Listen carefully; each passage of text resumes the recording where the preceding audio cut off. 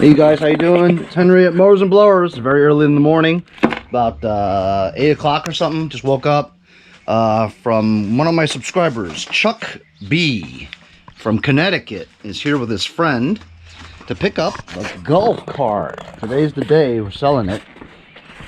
Let me get my bearings together, and maybe he'll want to be on camera.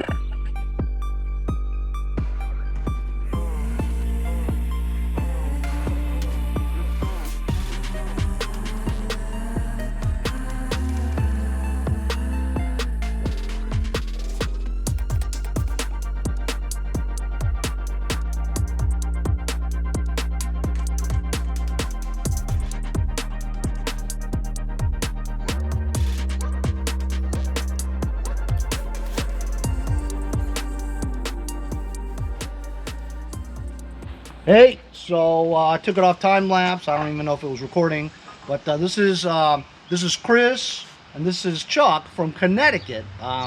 Chuck is the subscriber who wanted to buy it.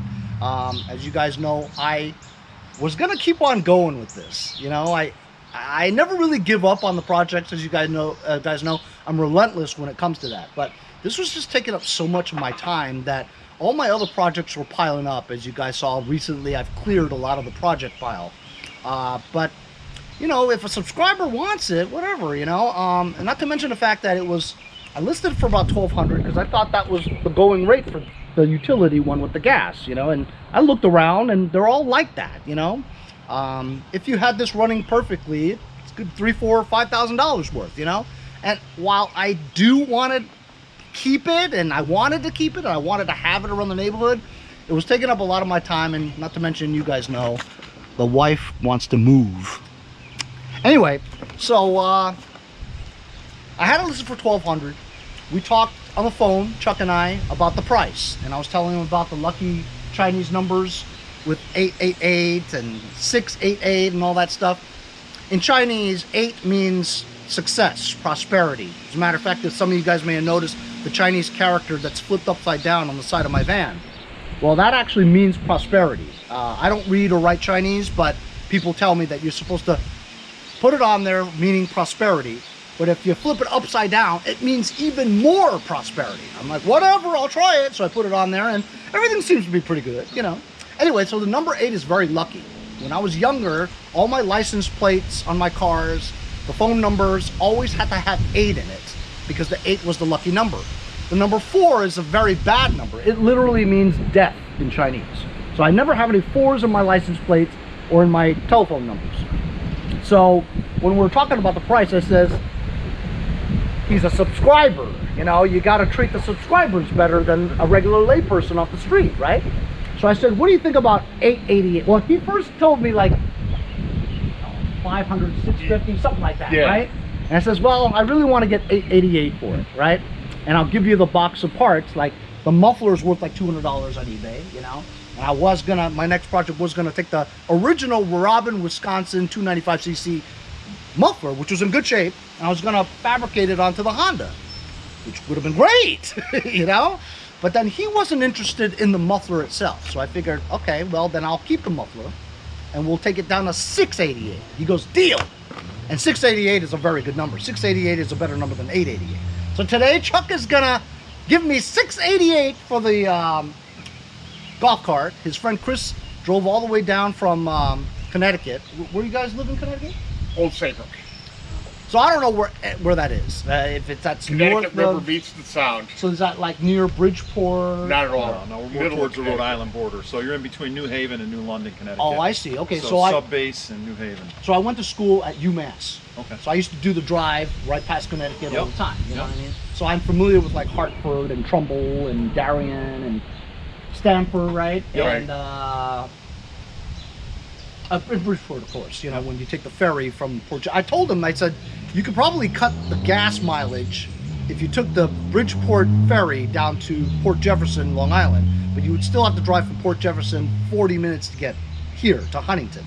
But and also that if you're having a 2-axle car with a third axle on the trailer, I mean, you're talking like $150 or something each way. Each way, so that's like a $300 expense. Yeah. Today's Sunday, by the way. I'm like a month ahead on my videos. Okay, guys. So these guys are watching this like July 30th. But anyway, so Chuck, tell me, why do you want this, man?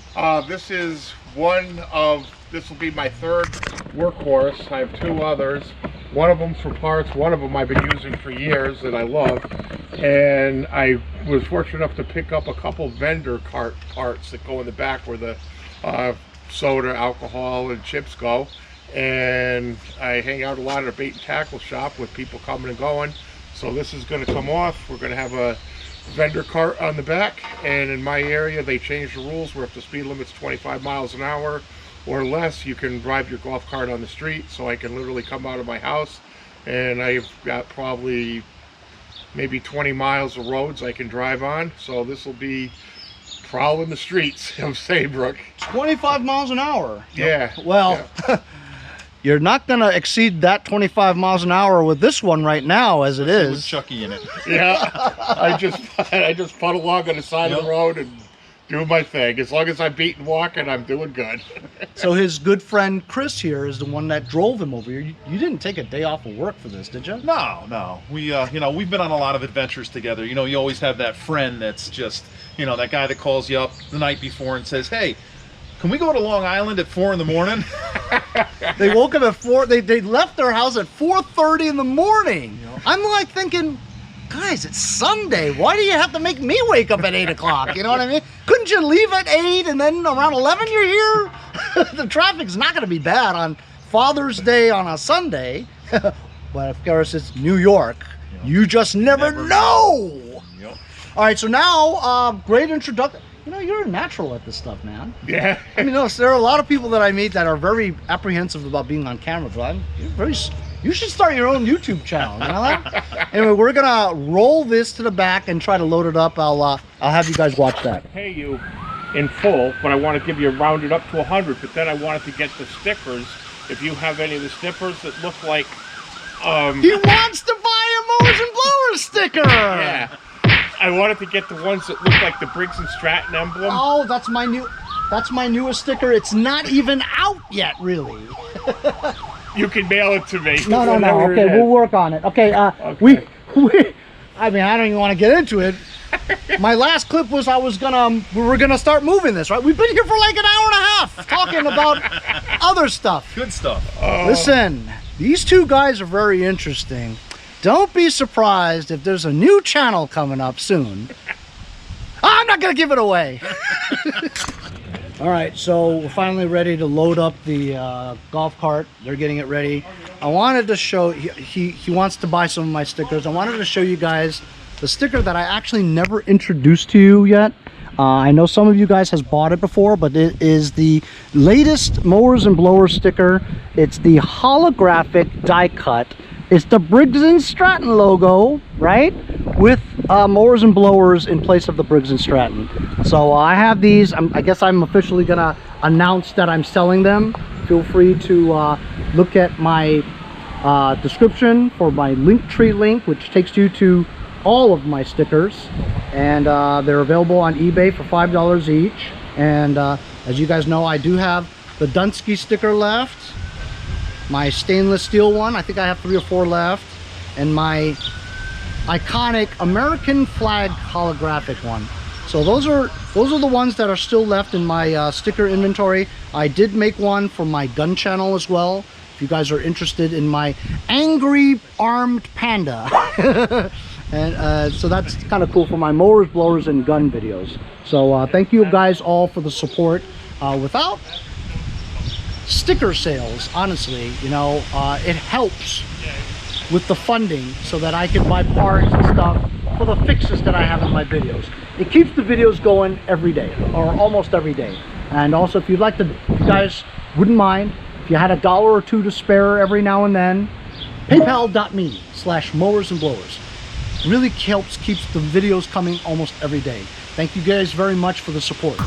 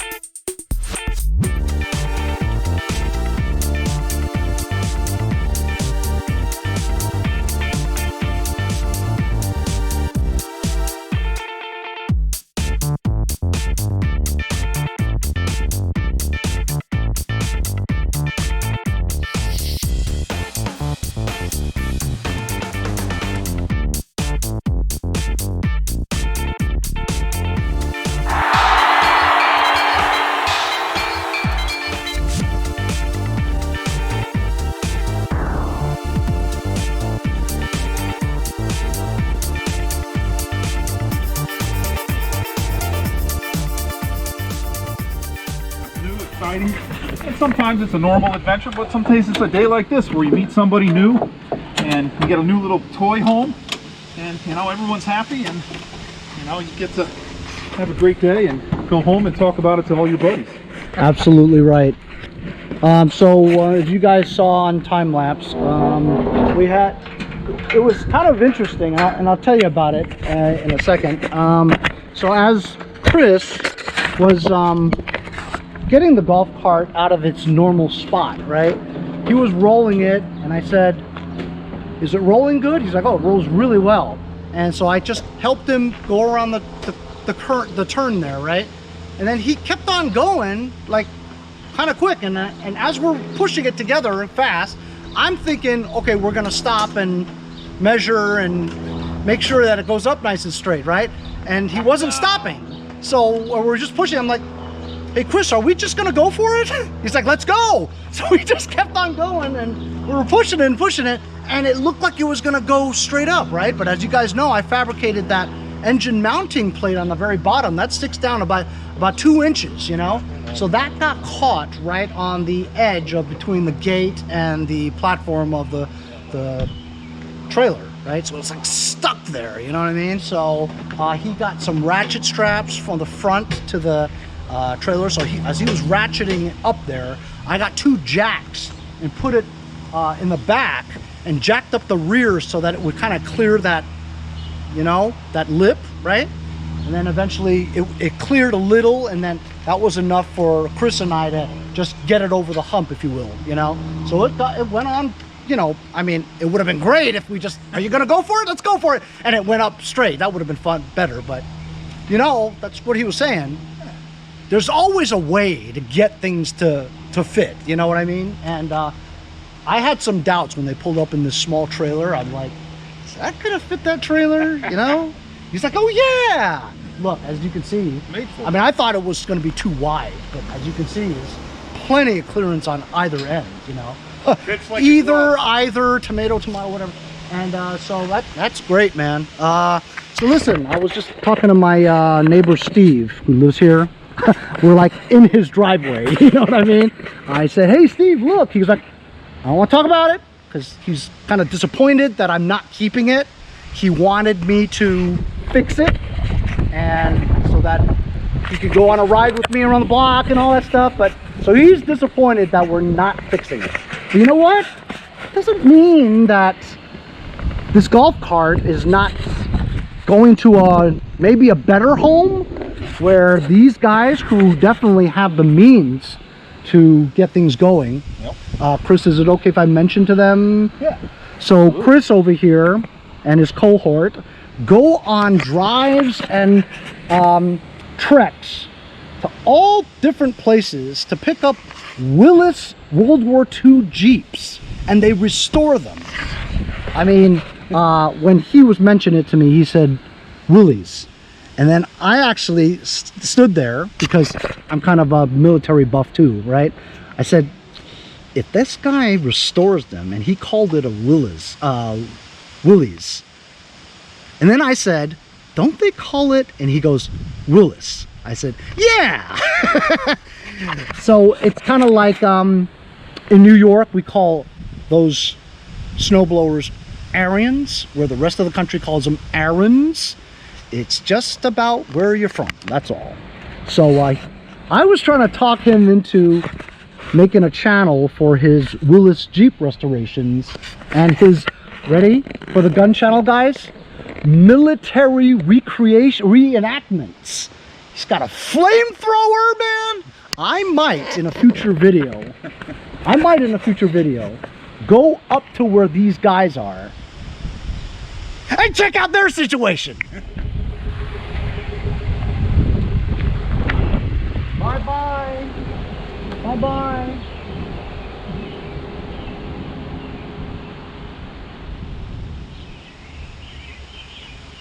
So how about it, huh?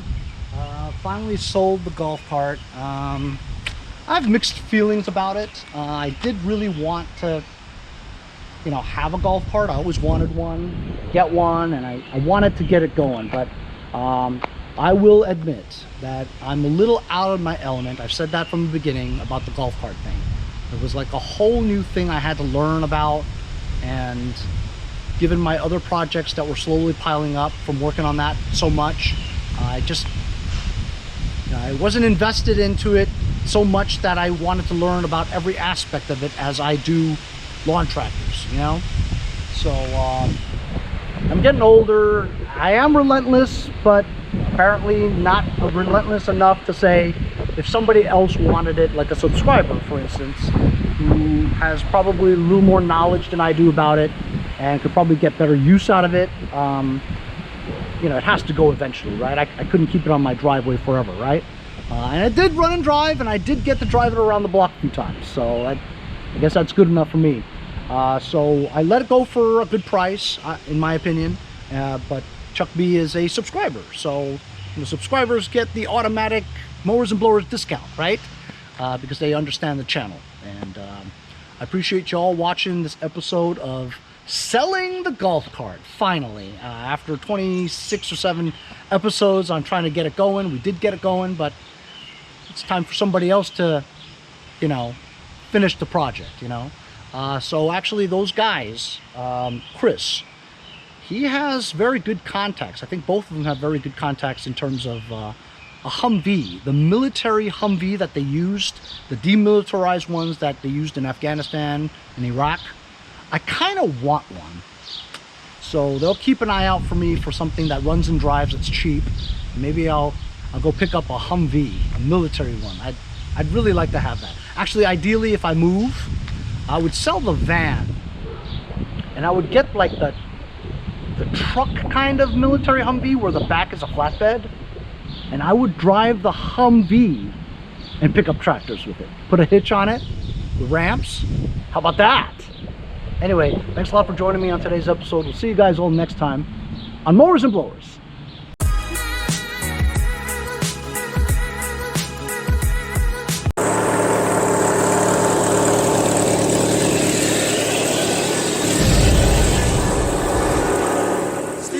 Next time on Mowers and Blowers. If you guys enjoyed the video, remember to give me a like.